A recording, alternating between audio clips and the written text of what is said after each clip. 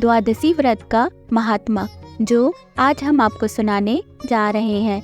युधिष्ठिर ने कहा, भगवान, सब प्रकार के उपवासों में से जो सबसे श्रेष्ठ, महान, फल देने वाला और कल्याण का सर्वोत्तम साधन हो, उसका वर्णन करने की कृपा कीजिए। श्री भगवान बोले, महाराज युधिष्ठिर, तुम मेरे भक्त हो। जैसे पूर्व में मैंने नारद से कहा था, वैसे ही तुम्हें बतलाता हूँ। सुनो नरेश, जो पुरुष स्नान आदि से पवित्र होकर मेरी पंचमी के दिन भक्तिपूर्वक उपवास करता है तथा तीनों समय मेरी पूजा में संलग्न रहता है, वह संपूर्ण यज्ञों का फल पाकर मेरे परम धाम में पगति स्थित होता है। नरेश्वर, अमावस्या और पूर्णिमा ये दोनों पर्व, दोनों पक्ष की द्वादशी तथा श्रवण नक्षत्र, ये 5 तिथियां मेरी पंचमी कहलाती है। ये मुझे विशेष प्रिय है। अतः श्रेष्ठ ब्राह्मणों को उचित है कि वे मेरा विशेष प्रिय करने के लिए मुझ में चित्त लगाकर इन तिथियों में उपवास करें। नर श्रेष्ठ, जो सब में उपवास न कर सके, वह केवल द्वादशी को ही उपवास करे। इससे मुझे बड़ी प्रसन्नता होती है। जो मार्गशीर्ष की द्वादशी को दिन रात उपवास करके केशव नाम से मेरी पूजा करता है, उसे अश्वमेघ यज्ञ का फल मिलता है। जो पौष मास की द्वादशी को उपवास करके जो नारायण नाम से मेरी पूजा करता है, वह वाजीमेध यज्ञ का फल पाता है। राजन, जो माघ की द्वादशी को उपवास करके माधव नाम से मेरा पूजन करता है, उसे राजसूय यज्ञ का फल प्राप्त होता है। नरेश्वर, फागुन के महीने में द्वादशी को उपवास करके जो गोविंद के नाम से मेरा अर्चन करता है, उसे अतिरात्र याग का फल मिलता है। चैत्र महीने की द्वादशी तिथि को व्रत धारण करके जो विष्णु नाम से मेरी पूजा करता है, वह पुंडरीक यज्ञ के फल का भागी होता है।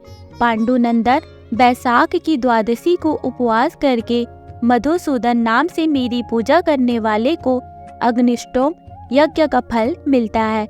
राजन, जो मनुष्य ज्येष्ठ मास की द्वादशी तिथि को उपवास करके त्रिविक्रम नाम से मेरी पूजा करता है, वह गौमेध के फल का भागी होता है। भरत श्रेष्ठ, आषाढ़ मास की द्वादशी को व्रत रहकर वामन नाम से मेरी पूजा करने वाले पुरुष को नरमेध यज्ञ का फल प्राप्त होता है। राजन, श्रावण महीने में द्वादशी तिथि को उपवास करके जो श्रीधर नाम से मेरा पूजन करता है, वह पंच यज्ञों का फल पाता है। नरेश्वर, भाद्रपद मास की द्वादशी तिथि को उपवास करके ऋषिकेश नाम से मेरा अर्चन करने वाले को सौत्रमणि यज्ञ का फल मिलता है। महाराज, अश्वनी की द्वादशी को उपवास करके जो पद्मनाभ नाम से मेरा अर्चन करता है, उसे 1000 गौदान का फल प्राप्त होता है। राजन, कार्तिक महीने की द्वादशी तिथि को व्रत रहकर जो दामोदर नाम से मेरी पूजा करता है, उसको संपूर्ण यज्ञों का फल मिलता है। नरपते, जो द्वादशी को केवल उपवास ही करता है, उसे पूर्वोक्त फल का आधा भाग ही प्राप्त होता है। इसी प्रकार श्रावण में यदि मनुष्य भक्ति युक्त चित्त से मेरी पूजा करता है, तो वह मेरी सालोक्य मुक्ति को प्राप्त करता है। इसमें तनिक भी अन्यथा विचार करने की आवश्यकता नहीं है। और वेद संहिता की पूजा करता है, उसे पूर्वोक्त फलों की प्राप्ति होती है, इसमें संशय नहीं है। जो द्वादशी तिथि को मेरे लिए चंदन, फूल, पुष्प, फल, जल, पत्र अथवा मूल अर्पण करता है, उसके समान मेरा प्रिय भक्त कोई नहीं है। नर श्रेष्ठ युधिष्ठिर, इंद्र आदि संपूर्ण देवता उपर्युक्त विधि से मेरा पूजन भजन करने के कारण ही आज स्वर्गीय सुख का उपभोग कर रहे हैं। तो दोस्तों, ये कहानी आपको कैसी लगी हमें कमेंट करके जरूर बताइएगा। वीडियो को लाइक, चैनल को सब्सक्राइब जरूर कीजिएगा। मिलते हैं नेक्स्ट वीडियो में। Okay, bye bye, take care, thank you.